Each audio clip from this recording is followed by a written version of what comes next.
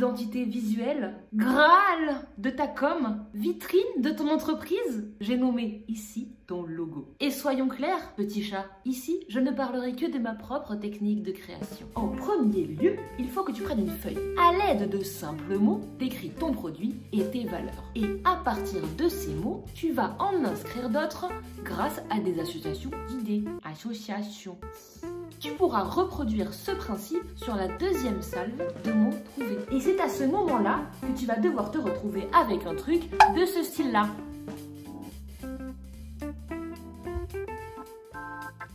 Sachant que chaque notion peut être symbolisée, essaie de trouver des pictos ou autres petits dessins pour essayer de traduire visuellement ce que tu as écrit. L'objectif, c'est d'essayer d'associer plusieurs de ces petits dessins de manière à obtenir une seule forme. Et évidemment, il faut que celle-ci soit la plus simple possible. Et celle-ci, du coup, véhiculera plusieurs idées, comme ceci ou comme cela.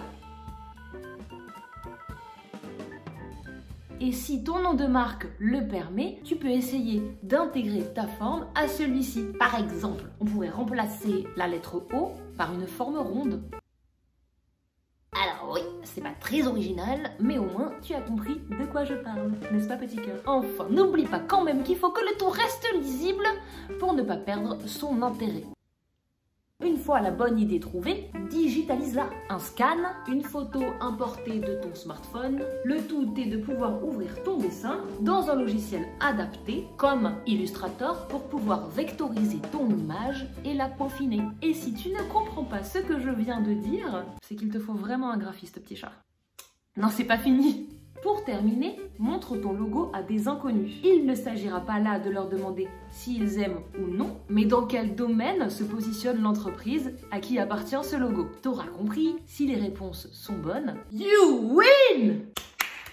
Pour ma part, une fois le logo réalisé, je crée les déclinaisons en noir, en blanc, avec l'emblème, sans l'emblème, et j'exporte mon fichier source dans tous les formats standards, comme le PNG, le JPEG, le PDF et le SVG, pour tout avoir à portée de main le moment voulu. Et malgré la diversité et l'originalité des logos existants, il n'en reste pas moins que certaines règles sont immuables. Alors pour tout novice qui voudrait se lancer dans la création de son logo en solo, 2 points, premier tiré. 2-3 couleurs max, pas d'ombre, pas d'effet de lumière ni d'effet dégradé. Et surtout, 1 ou 2 polices de caractère maximum. Il doit évidemment fonctionner en noir et en blanc et chaque élément doit être centré ou aligné. Et petit tips supplémentaire, retire tout ce qui n'est pas essentiel.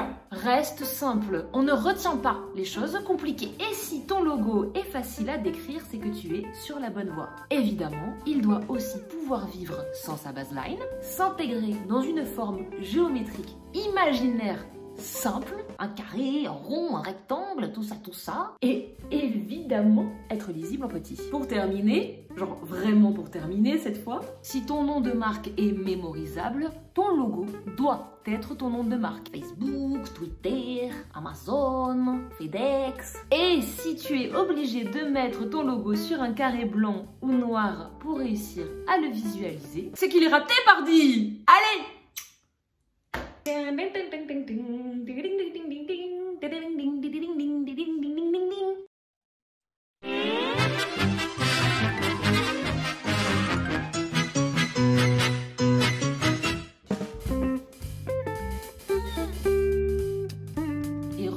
reproduis. Pour terminer, une fois le logo réalisé, oui je lis,